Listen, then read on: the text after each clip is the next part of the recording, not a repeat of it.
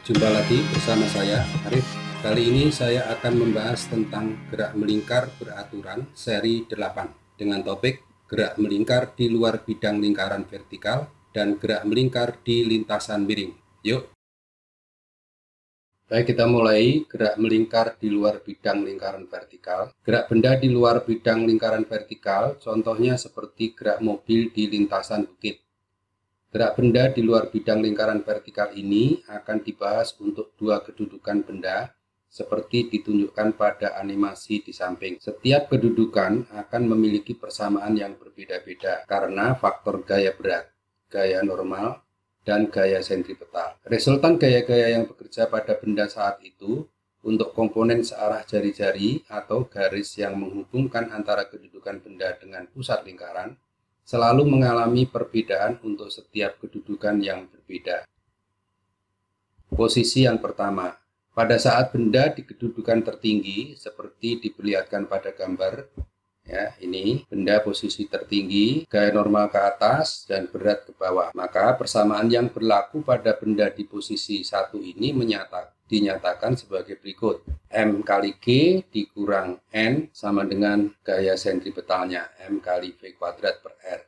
Dengan keterangan N gaya normal, M massa benda, G percepatan gravitasi, V kecepatan linier, dan R jari-jari lintasan.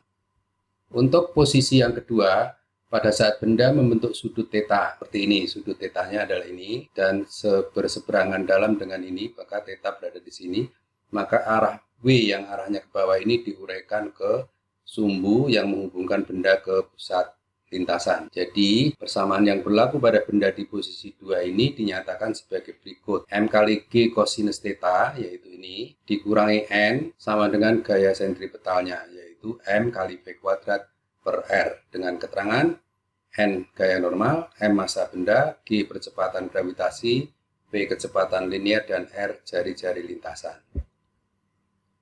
Berikut adalah gerak melingkar di lintasan miring. Ini adalah lintasan miringnya dengan sudut kemiringan theta. Ya.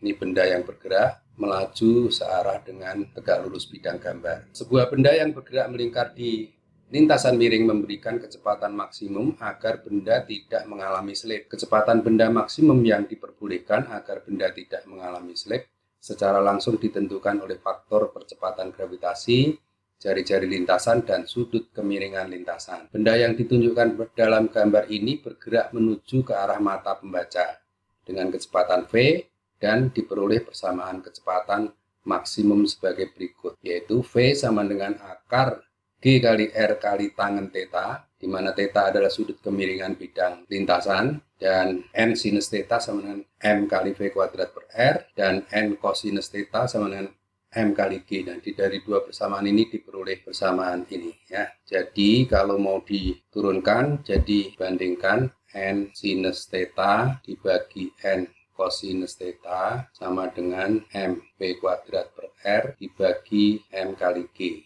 Di sini M-nya kecoret dan N-nya juga dicoret, dan ini bernilai tangen theta, ya, tan theta. Dengan demikian V kuadrat sama dengan G kali R tan theta, sehingga V sama dengan akar ini, ya. Oke, dengan keterangan V kecepatan maksimum, G percepatan gravitasi, R jari-jari lintasan, dan theta adalah sudut kemiringan bidang lintasan.